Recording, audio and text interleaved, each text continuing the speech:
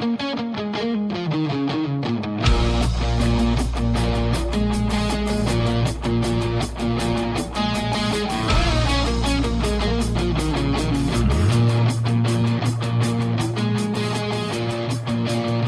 tuned in to the Monday Night Carlo, Sports and Entertainment Sportscast. And now, without further ado, I give to you the one and only Carlo.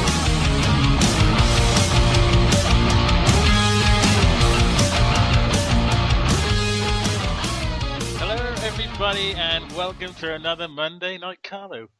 Tonight, we're going to speak to the very versatile, great Mr. Marc Silk. He's a great voice actor with the many voices under his belt. But before we do that, let me tell you the ways in which you can catch Monday Night Carlo. You can do so on iTunes, Stitcher, Spreaker, even YouTube now as well, and introducing iHeartRadio for our American listeners as well, which is great news for us. You can follow the podcast at MNC Podcast on Twitter and Monday Night Carlo on Instagram as well. But like I say, we've got a great guest on the line with us today. His name is Marc Silk. He has an expansive back catalogue of work that I'm sure that he'll want to tell you about himself. So let's bring him in. Marc, first of all, welcome to the show. How are you, man? I'm really good. Thank you, Carlo. I'm expansive. I've never been called expansive. How does it feel to be expansive? Feels pretty good. I feel wide now. The last time I felt that expansive was after I ate, I think it was a whole tray of mince pies at Christmas. Oh, I know that feeling. So let's start by talking about just how you got involved with voice acting itself, Marc. How did you get involved? Well, my heroes did things like that. I had a whole, as a kid, I was fascinated by people that did stuff behind the scenes. I had we've all got our heroes, and my heroes were people like everyone from Ben Burt, the sound guy in Star Wars, people like George Lucas, but amazing creative people that performed in some way as well that you didn't really see, but you knew the characters. People like Jim Henson, people like Mel Blanc, people like Robin Williams. There was a mix of on screen and off screen with him. Basically, I spent a lot of time being fascinated by the craftsmanship behind the scenes. And so I didn't have any aspiration to be in front of a camera. I wanted to be the button guy. I wanted to possibly be the musician or the puppeteer or things like that. I started off in radio. I did work experience at a radio station in Birmingham. Okay. Putting records away in the record library. And then I'd hang out in studios and watch people that were good at what they do what they do. And so I taught myself how to run a studio. I taught myself how to edit, and then I would sneak into studios and play bit by bit. And I was a producer at this radio station, making little sketches and little promos and comedy bits for the breakfast show.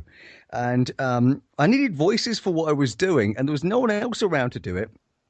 And I sort of instinctively had a go. Right. And I remember I'd written I think it was a Flintstones sketch, and I needed just a Barney Rubble little reaction. And I just opened the microphone and went, "Oh, that's right, Fred. Come on, Betty, let's go." and it was pretty good.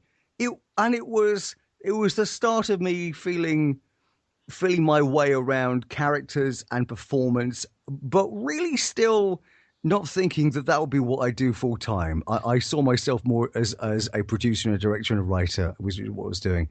But then as time went on, you learn more about what you do. Your ideas grow about your own skills and what you enjoy doing, and other opportunities come your way.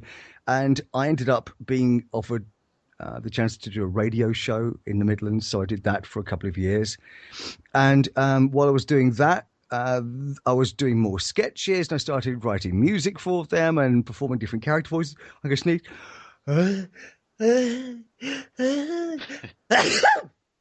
Wow. Next. Marvelous. God, that was a doozy. So I started, wasn't expecting that. Then suddenly he came down with hypothermia. You heard it first, sir. You heard it first. Monday Night Carlo, that voice guy got hypothermia. Live on the show. So I did this radio show for a few years, and then that sort of expanded. I ended up sort of expanding what I did and trying new things. So I was writing sketches and trying character voices bit by bit. And a lot of what I did was inspired by American influences. Yes. So American animation, American films, American comedians. And then after a few years, the radio station got taken over by another company who ripped the living soul out of it, and it became a very dull place to work. And I thought, you know what, let's leave this. Let's keep the job down for a year because I felt very fortunate to have a job. Yeah. But let's really sit and think about what is it I really want to do. And my dad was always one for writing lists, and so I was very pragmatic about it. I wrote a list of all the things I was good at, all the things I had a bit of talent for.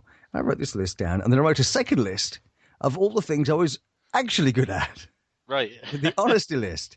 And then and there's one final list, which was if I could work with anyone, the dream come true list. Yes. Not just the what's right in front of me list. I want to jump ship list. Literally no holds barred list. And I wrote down George Lucas, Warner Brothers, Cosgrove Hall, the makers of Danger Mouse, Yes. Scooby Doo, all these kinds of people. Disney, they're all these. So Spielberg, Lucas, Disney, Warner Brothers, Cosgrove Hall. It was all these sort of names, and I put the two lists together. And there was a connection between what I loved, what I was, decent at, and people I wanted to work with. And I thought I should be doing one of two things: either sound design, audio production, because I'd been an audio producer for years, or something that was really more unique, because there are many, many talented sound designers. Yeah. But if you can find a niche for yourself doing something really special as a performer, then that really could be magical. So I thought, you know what? I think I might be okay. I'll give it a go. And because I had the skills to produce a show reel that sounded good, I'd been a producer for all this time. Yeah. I knew what impressed me. I put a show reel together that was just completely cartoon show, cartoon voices, heavily influenced by American stuff. Yeah. And I remember sending out 10 cassettes. And, You might have to Google what that is, kids. You might have to exactly. I sent out 10 show reels.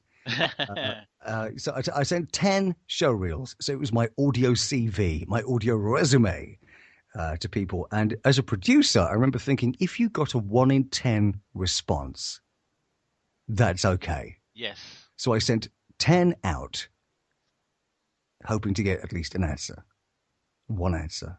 And after sending 10 out, I got 13 responses. Really? Nice. And it was really nice because it showed that people were interested in what I was doing. Yes. And that was good in terms of confidence starting out with something new.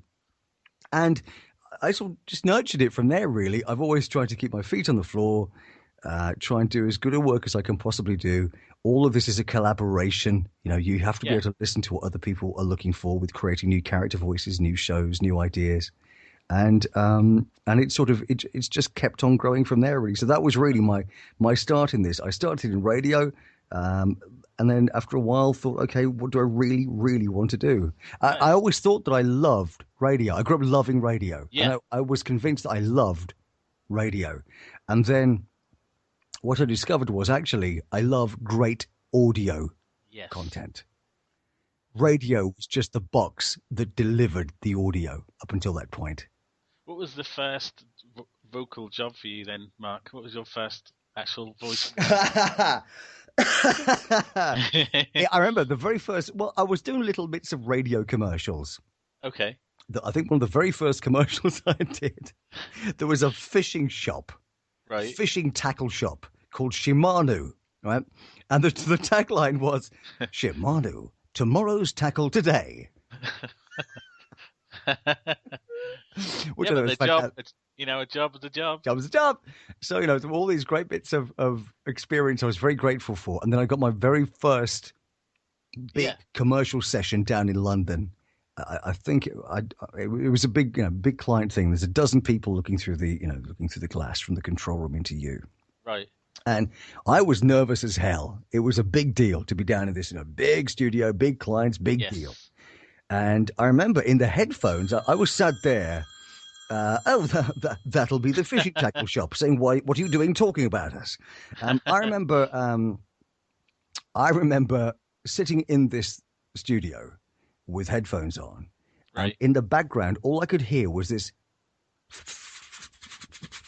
sound.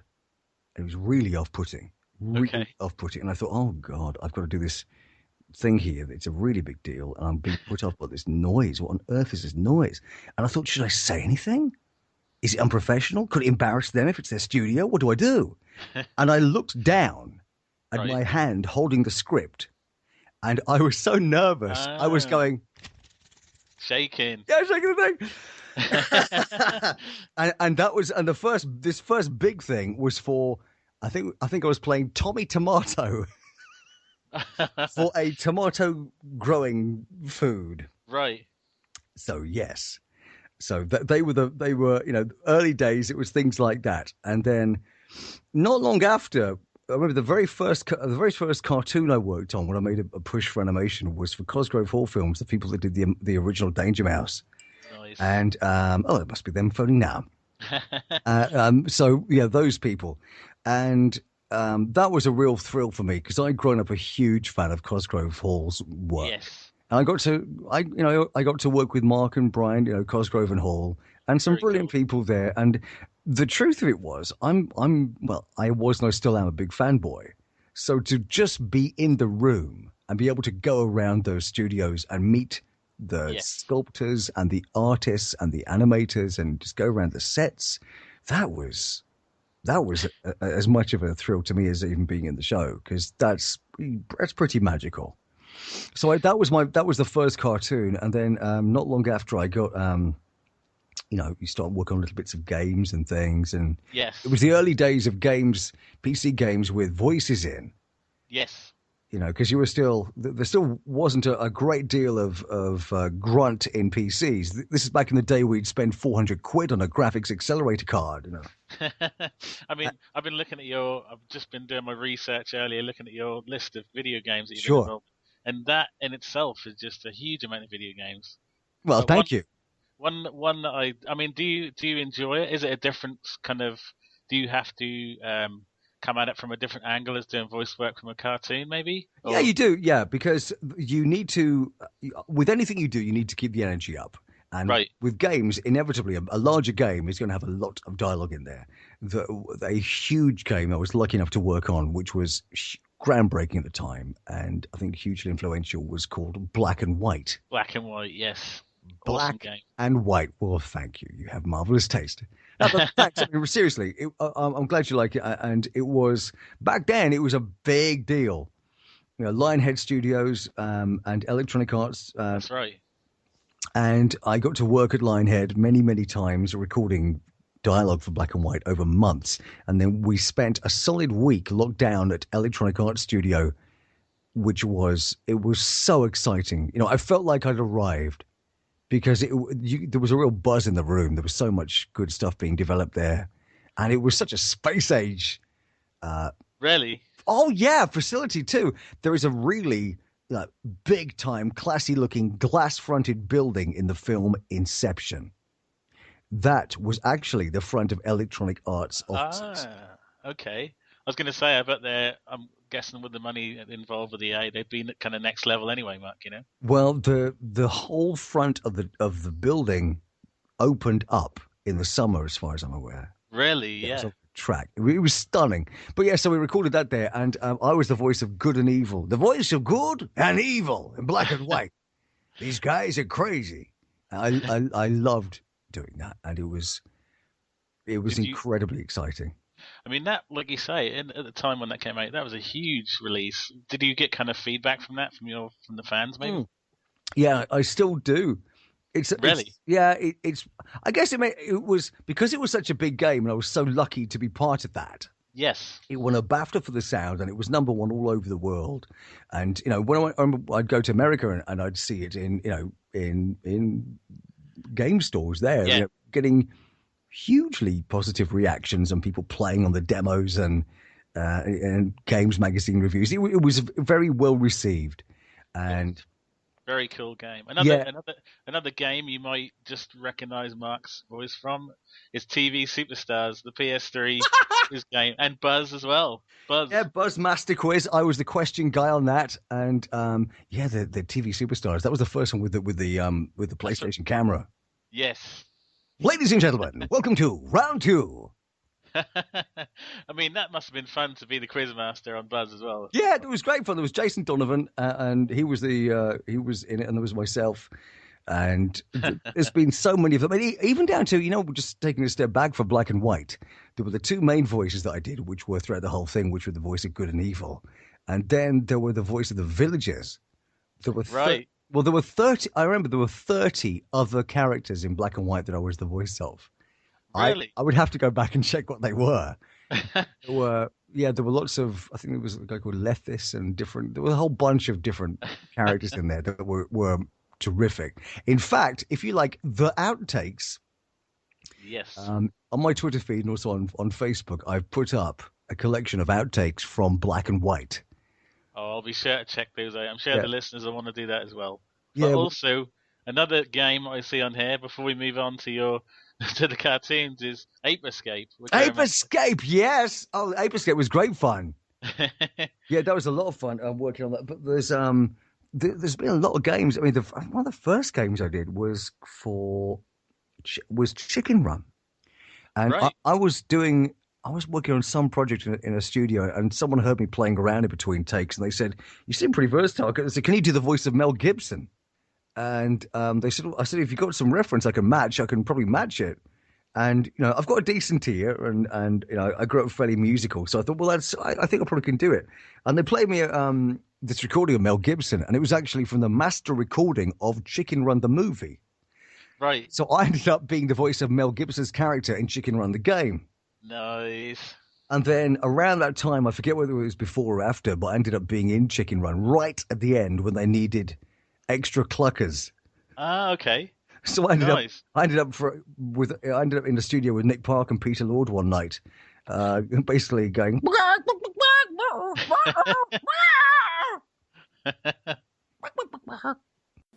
Hi, this is Renee Coleman, the evil leaper from the cult TV show Quantum Leap, and you're listening to the Pop Culture Podcast, Monday Night Carlo. So another thing that I noticed is when I looked at the TV shows on your Wikipedia, it's just a huge list of TV shows that you've been involved in. Yeah. Including one that a lot of people are going to recognise you from, obviously, is Ant and Dec. Saturday Night Takeaway, featuring Kylie Minogue and special secret guest. Can't tell you, it's secret. That guy. Now, ladies and gentlemen, please welcome these people. How did you get involved with Ant and Dec? How did that come along, Matt? I got a phone call asking if I'd be the voice of the show. Oh, nice. And it's really nice. And again, that's what I don't take it for granted. I really don't. But I think if people like your work, people tend to shout about you or say, "Have you thought about using this guy?" Definitely. And it might have even. I think also I was working on other bits and pieces at the time, and people hear it, and if they like what you do, they might take a punt on you on doing it for them, and I love all that. I love the showmanship of that kind of that voice performance. I was always a big fan of this American way of doing things, or this. There was an extra kind of showmanship that you'd often hear. Oh, I completely agree. I'm actually a big wrestling fan. And the broadcast part of me comes from being a professional wrestling fan, and just like in the broadcast style that they used to bring, So I completely hear you. A friend of mine who was an American voice guy, he was the voice of WWF and WWE for years. Nice. Yeah, he was. You'd hear him all over American TV for, I think, global TV actually for them. His name was Ed Weigel. Right. Yeah, he was a good guy. Yeah. Good guy, still is. But yeah. So it's like with movie trailers. if anyone does their impression of a movie trailer, they go, "In a world." Yes. And there is a swagger, ladies and gentlemen. Now, more Is than that- ever, get ready for Monday Night Carlo, featuring Carlo on a Monday night. And there is a certain kind of attitude behind the thing. You can make it really dark. You can make it really powerful. And it's the thing that works with that isn't necessarily the fact that it's someone with a deep voice. It's the attitude. There's a swagger behind what they say. And I used to think it was the American accent that did it. It kind of helps because it can be cool. But actually it's not. It's the attitude behind that. So you still do the same thing. In England, now get ready for action. This is still English. But we have the swagger. You can do all that if you want, But it was just cool when you hear that guy talk like that. Who actually speaks like this? We do, because it sounds cool. And and if you've got the movie trailer music and it's really cinematic and it's great visuals, the whole thing is just exciting. And so to take that attitude and understand why it works, it's like music.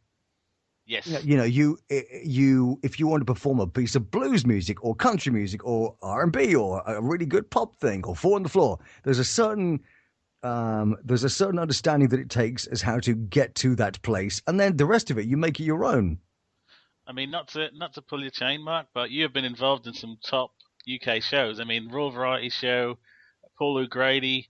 You've been framed. I mean, Dancing on Ice. These are some great shows. That's very kind of you. Thank you very much. And huge fun to work on too. I mean, and also they allowed me to meet people that I wouldn't normally have met. I mean, when I worked on Anton Deck, the guest on a series finale, this secret guest was Kermit the Frog.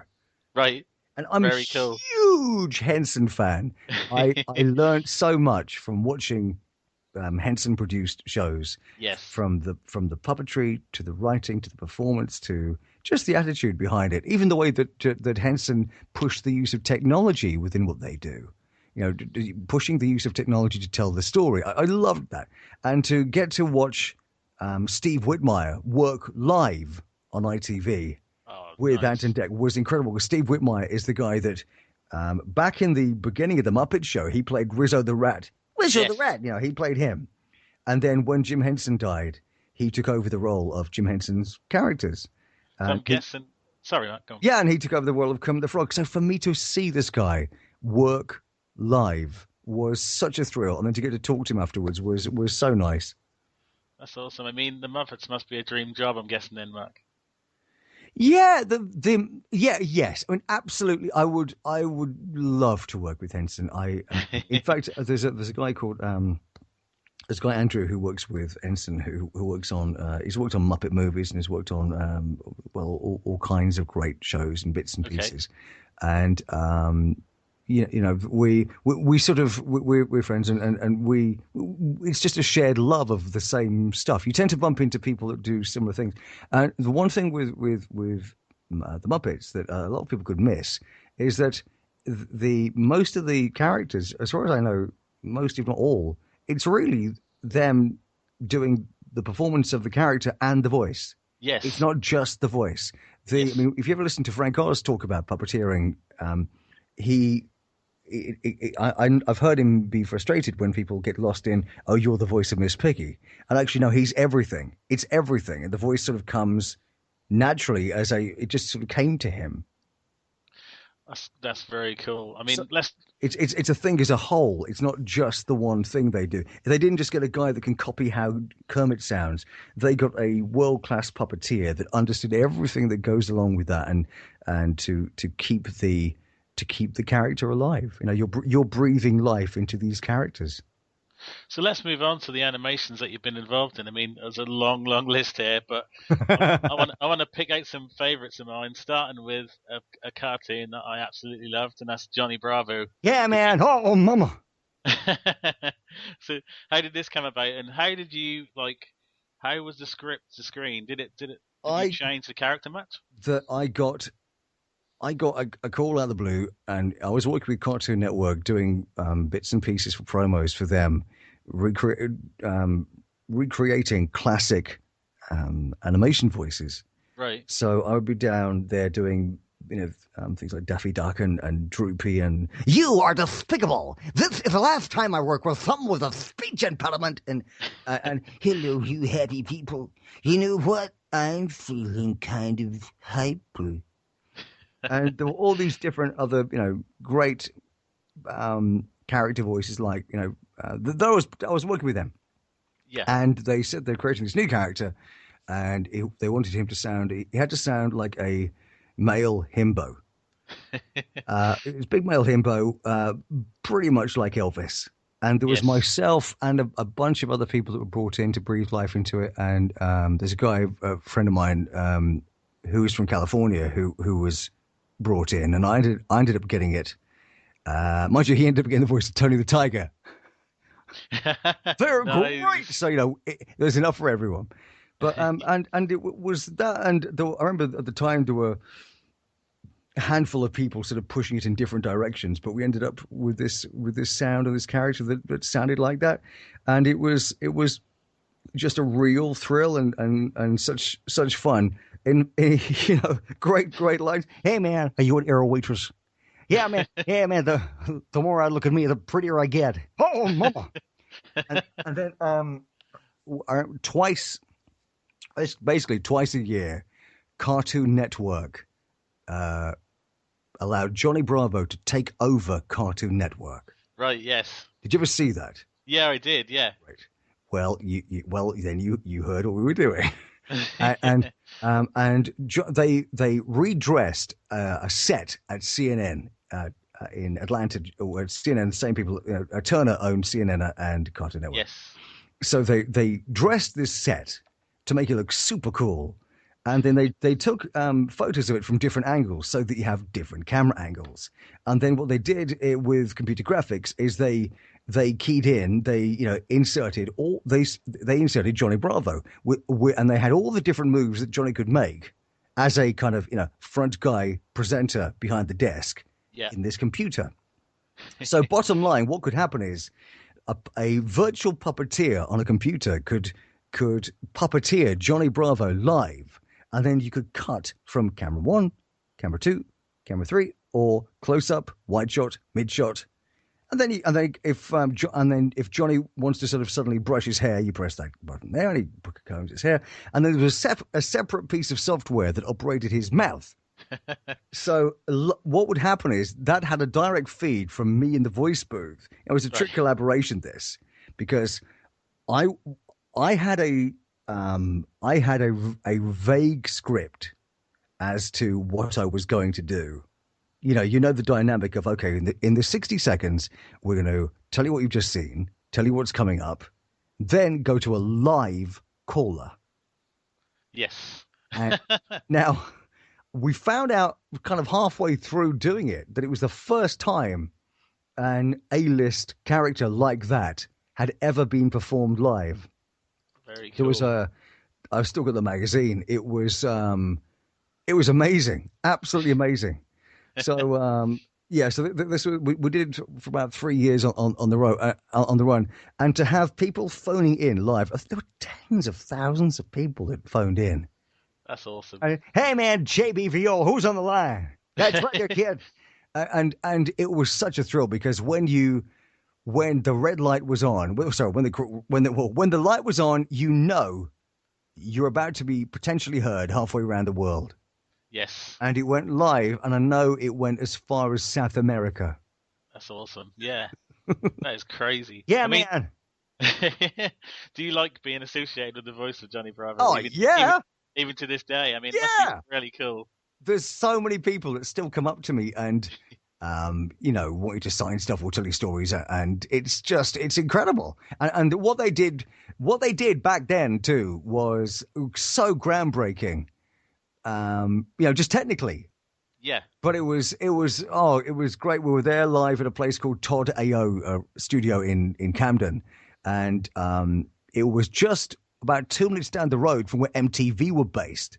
Well, MTV about lunchtime, they'd do a MTV Live, so they'd have, you'd be able to see the audience outside. Yeah. We'd have lunch, and they'd play out a pre-recorded link that we'd done just so we could have a lunch. Because Johnny Bravo became this live link guy between about 8 a.m. and 6 p.m. So we recorded one link a day that they could play at lunchtime. And what we do is, even though we were really well looked after, they were so kind to us, and we had a kitchen and people, runners and things taking care of us. But I go out with the runner and get coffee for everyone. I walk down the road with them because I wanted a break, I wanted some fresh air. So what we do is we would walk down to the coffee shop. I would go and help him with his tray of coffee and biscuits, and we'd stand in the audience waving at all the cameras at MTV. Woo! And of course, we were getting a bigger audience than they were. But they didn't know that the voice behind the star of the show was walking down to help out with the coffee. But there was such happy times, and Yes. It's still great now. But it's still, when I do Comic-Cons, it still gets such a great reaction from people that have, they've looked up who you are, what you do, and the love of it still is amazing. People even, they'll do their hair like it. Maybe unintentionally, but they'll do their hair like it. So what would you say, Mark, are your kind of main things that you get reminded of when you go to a Comic-Con? Is it Johnny Bravo most of the time, or is it? It's everything. It's a mixture of so That's much. cool. No, it's a mixture of so many things, which is again a lovely thing to have. Yeah. But there'll be people that grew up watching, say, Johnny Bravo, or still love Johnny Bravo. There's a really cool show called Fifi and the Flower Tots that I did, which was on Channel 5 and Nickelodeon. Yes. It's on the States as well. And that was Jane Horrocks and me. And it's a kid show. And I was the voice of this little character called Bumble, who's absolutely adorable. And he's a little boy bee that's all bunged up because he was allergic to pollen. So he's bouncing blueberries, Fifi. Fifi, forget me nots. 4 guts. And I was the voice of the slug in this show as well, called Slugsy, who is lovable and adorable and a bit dopey. Duh. 25, about 30, 30, 37, half about 50, 60, 60, 70, 70, 80, 90. I'm 100% sure that if you watch Monday Night Carlo, you're going to be in for a treat. You're going to learn a lot of stuff. And thank you, and thank everyone. This is a ringleader. So there'll be people that grew up with that. There's a show called Roy the Racing Car. Oh, yeah. That I did with Peter Kay, and I did 6 characters on that. So there'll be people that love that. So, Mamma Mia, Rory! There's Maxie, the great big Italian racing car, and Flash the Rabbit, who's a bit of a tinker. And there's loads of them, but there'll be kid shows like that. There'll be gamers that love black and white, or there's a big show, a big game called Overlord too. That was a fabulous game to work on. And I was the voice of, now, the Minion Master. I remember it now. Yeah, Overlord was terrific. That was an awesome game. Yeah, and the dialogue was so well written. We were so lucky because we had Rhianna Pratchett write all the dialogue for that. Yeah, and Rhee's great. Rhee's a lovely friend and just so brilliant with really nutbag characters. Well, she was for this. And she's so great to work with, but very, very good and great at comedy. But also, she was so good technically at making it all come together. But there'll be Overlord. There's a show called Strange Hill High for CBBC that I do a dozen characters on for that. And then it could be Johnny Bravo. It could be Pingu. I'm the narrator in Pingu. So when you watch Pingu and you hear, what's that, Pingu? In an igloo? Oh, Pingu. That must have been cool, though, because that in itself, Mark, is such like a cult show. Yeah. Hello, Pingu. What have you been up to today? Oh, no. Really? That. And there's Johnny Bravo, which is, again, what a thrill. And then there are other things like there's the new Danger Mouse. Yes. I perform 30 characters in that. Wow. And so the one that's in every episode, more or less, is the voice of Baron Greenback's evil caterpillar, Nero. Right. Which is really a lot of giggling and vocal effects and windy fart sounds. But and lots of... There's lots of very strange hyper noises with Nero. He's great. How do you even come up with 30 voices, though? Well- how does that work? Well, they're all different characters. I think it's like saying, how do you come up with 30 different songs? Or how That's do you true. have 30 different tunes? All of this to me is music. Yes. It's all music. There's so much you can do with, you could start off with a character voice and you could take it different places or add little things to it, and it suddenly becomes a different character. Yes. And it's not just, there are some times where you'll get a vocal sound that comes from a very similar place to something else, but they're totally different characters. So they look different, the attitude's different, the timing of the character's different, the way it plays it's different, and so you could have two characters that actually you wouldn't even think that they're from the same vocal place. I mean, and a very obvious answer to that, or an example of that, which is really goes back to early on in cartoons, is Daffy Duck Yes. and Sylvester the Cat. Yep. Totally different characters. But you think of it, Sylvester the Cat is, you'd hear, "Come along, Sylvester, put the Tweety Bird down." Fluff from Fuckatash. You bet your Thor and Putty Tad, that Putty Tad of me. So you've got that. But then you've got Daffy Duck. Of course this means war. So you could say they're very, very close. And actually, they're from the same place. But they're Yes. totally different characters. You were also involved in Star Wars, weren't you, Matt? Oh, that one. Yeah. I mean, what a thrill. I was such a Star Wars fan as a kid, and I still am now. The VHS tape, the documentary I watched the most as a kid was The Making of Star Wars. Yes. And names like Ben Burt was so influential to me. The incredible sound designer that created the sound of the lightsabers and the laser blasters. And, he's gone on to be the most legendary sound designer and create such iconic sounds for films, everything from Pixar to Lucasfilm. He's an amazing guy. And yeah, so I was always a huge Star Wars fan. And I had all the figures and was making stop motion animation with my mom and dad's video camera on the patio. And Yes. one of the characters that I had was this little guy from an early Star Wars, from Star Wars called Reese, Right. who was a character with a goat's head, 3 eyes, and pretty rough skin, but goat's head and 3 eyes. Well, I'm not long into me doing character voices, and I think getting known for a wide range of being able to do a wide range of sounds and characters. I got contacted out of the blue saying, "Look, are you free to meet up with the casting director from the new Star Wars on Tuesday?" Nice. And I said, "Hang on, I'll just check." Yes. And it's one of those where you think, "Oh my God, are you kidding me?"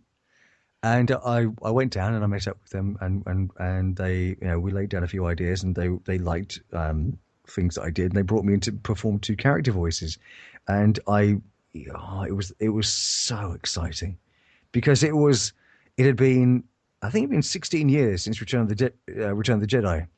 Yes. And nobody knew what it was going to look like or sound like. And I went down to Abbey Road Studios, which just in itself to go down there was a thrill. And I went up to the reception, and she said, "Can I help you, sir?" And I said, "Yeah, it's Marc Silk for George Lucas." And she said, "Oh, please take a seat, sir. He's expecting you." And I just thought, oh my What? And it was the last time I ever remember feeling truly nervous. How was it meeting George? Oh, it was lovely. He was just a very nice guy. I sat for about an hour while they were finishing off recording somebody else. Right. And then I went in the studio, and everyone had gone for a little 5-minute break, and I just walked in there, and it was just George Lucas standing there. And you know what? He looked just like George Lucas. The whole outfit, everything. And just a really nice guy. And he put me at ease so quickly, and he was a pleasure to work with. And it was dream come true stuff to end up being allowed to be part of such an iconic series of films, to work with himself, to play and have fun there. It was a wonderful experience. So going forward, Mark, what kind of work can we expect from Marc Silk? Stuff here and there. There's quite a bit. Oh boy, at the moment there's a lot of exciting new shows and bits and pieces going on. Probably half of them I can't probably tell you about. Okay. There's a great show. There's things you can find out yourself if you just go online. So I can tell you about these. There's a brilliant new show on CBBS called Go Jetters. Okay. And it's so good. It's such a strong cast, and it features a disco unicorn. And I'm the evil Grandmaster Glitch, so who is completely evil, the evil Grandmaster Glitch, and I mean, go and take a look at it on iPad. I will have a look. It is so good. The cast are great. The music is terrific. The animation's fantastic. So there's that. There's new Danger Mouse as well. So like I was saying before, I performed 30 characters on that. What else do we have? I've spent the last 2 days recording audio for a brand new toy, which will be out at some point in the future. I'll be able to tell you about that some other time. Okay. What else have we got? There's some games I've been working on. Probably can't tell you about those yet. I don't know. Every now and then I have, every now and then you get these sort of the icing on the cake jobs. So they're not day-to-day stuff, but you go, what a privilege to be allowed to do this. So there's every now and then I get brought in to be the voice of, like this is really creepy, Scoob, old pal. Right, Scoob? Yeah, creepy. So, to be able to have that baton handed over to you, it's basically like you're allowed to play with these toys just every now and then. You grew up thinking, oh, I'd love to play with those toys sometime, because they got to play with them for a while. And when you're doing such an iconic character like Scooby, though, Mark, is there like a weight behind it that goes with it? A weight? Yeah, a weight on your shoulders that you have to bear the responsibility of such an iconic character. Do you know what? I think it's like if you were a musician. I think the equivalent would be, say, there's a band you grew up with, and the lead singer isn't around anymore, and they say, yes, will you come in and sing these tunes? You realize you weren't that original guy, but you were hugely influenced by them, and you've been chosen because you understand what made it work for him. And so, you're basically you're making sure those tunes sound as much as they can do, originally. There's been other people that have done it and still do and still will do. But every now and then I'm fortunate enough that I am that guy. And it's me replicating, doing my nod of the hat to Don Messick, the original guy that created that voice. And I was lucky enough to meet him at a gallery when I was still just a fanboy. Very cool. I was still a fanboy, who am I kidding? But I got to meet him in London back in '95 when I was just, starting out and all this. And it was just so nice to meet him, It's forget work. Every now and then, there are things where you just think, I'd love to be in the room for that. Yes. That's great, that stuff. I was in New York just over a week ago, and I went out to the Museum of the Moving Image there, and they're just working on a brand new Jim Henson exhibition where I think there's over 50 puppets they're putting together and new sets and behind-the-scenes stories and things. And as soon as that's finished, I'm going straight back over. That's not work. That's just really cool. But there's new games, there's new commercials, there's new toys. I've been asked to do an interview on a brand new talk radio station next week. There's new stuff for some very, very cool shows and bits and pieces that I probably can't say about yet. There's quite a bit of new fun stuff that's happening. Mark, that is very cool. I very much appreciate you taking the time out, man, to spend on our podcast tonight. Thank you so much. No, you're absolutely welcome. Thank you for the invite. Thank you. That has been Marc Silk. I've been Carl Eggert, and even you at the back, has been listening to Monday Night Carlo.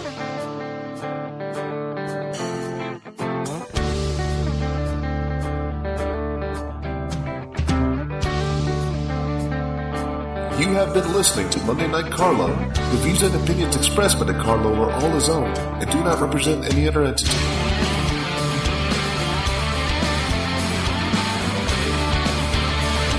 Why not come and like the official Monday Night Carlo Facebook page, facebook.com/MNC podcast.